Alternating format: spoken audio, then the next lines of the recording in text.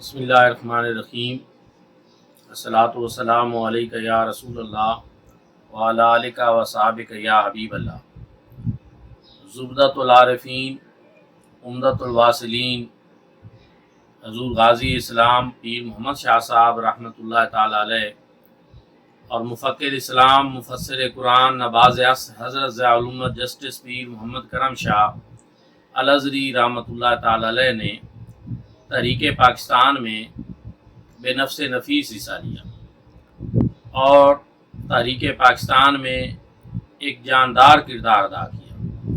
یہی وجہ ہے کہ آستانہ عالیہ امیر السالکین بھیرا شریف اور دارالعلوم محمدیہ غوثیہ بھیرا شریف سے ہمیشہ علم و معرفت کے ساتھ ساتھ وطن عزیز پاکستان سے محبت کا درس دیا جاتا ہے۔ حضور ضیاء الامت رحمۃ اللہ تعالی علیہ فرمایا کرتے تھے اور جانشین حضور ضیاء الامت حضرت پیر محمد امین الحسنات شاہ صاحب مدد ذوالعالی سجادہ نشین آستانہ عالیہ بھیرا شریف آپ بھی بارہا اس بات کو ارشاد فرماتے ہیں کہ ہماری محبت کا معیار اسلام اور پاکستان ہے۔ جو اسلام اور پاکستان کا وفادار ہے ہم اس سے محبت کرتے ہیں۔ دوستان ذی وقار، ان دنوں وطن عزیز پاکستان کی جو سیاسی صورتحال ہے آپ دیکھ رہے ہیں۔ سیاستدان سیاست تک وابستہ رہیں، اپنے سیاسی معاملات چلاتے رہیں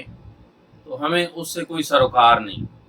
اصل بتانا یہ مقصود ہے کہ وطن عزیز پاکستان میں جو ادارے ہیں ان میں سے ایک اہم ادارہ پاک فوج ہے، جس کا تعلق ہمارے ملک کی قومی سلامتی کے ساتھ ہے۔ پاک فوج ہمارے وطن کی دفاعی لائن پہ ہے۔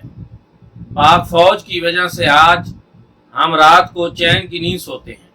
پاک فوج کے سپاہی سرحد کے اوپر رات کو ساری رات جاگ کر پہرا دیتے ہیں۔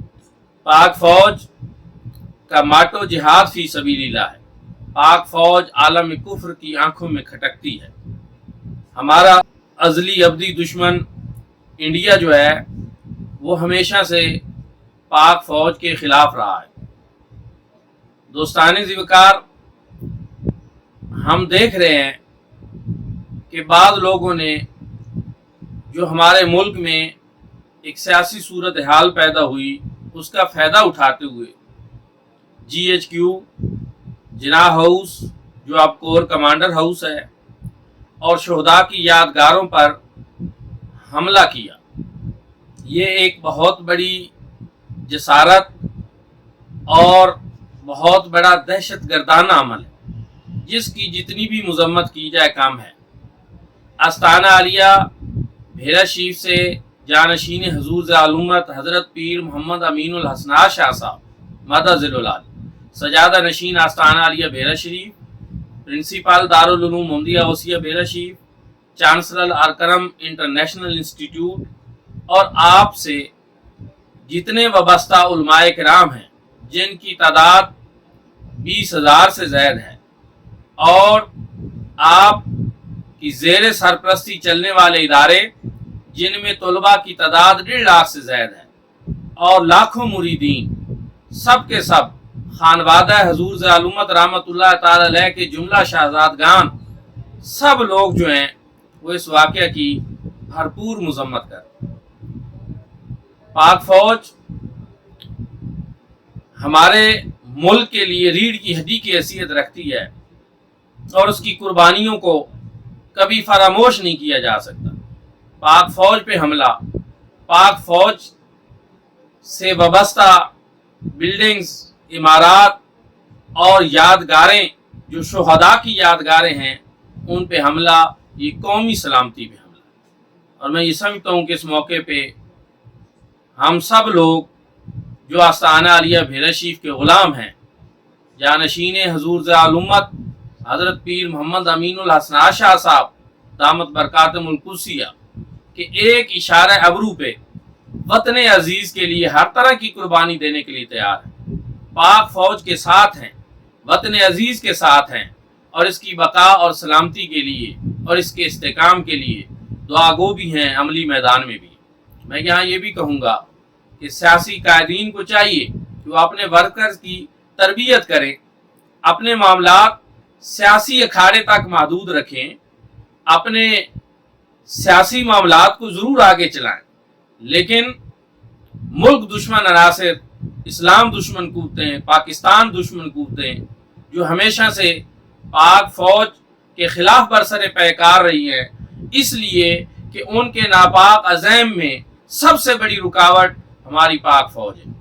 تو اس لیے کارکنان جو بھی پارٹیاں ہیں ان سب کو چاہیے کہ ان کی تربیت کریں کہ وہ ایسے ادارے جن کا تعلق قومی سلامتی کے ساتھ ہے، قومی وقار کے ساتھ ہے، وہ ان کا خیال رکھیں اور ایسی چیزیں نہ کریں جن سے دشمن خوش ہو۔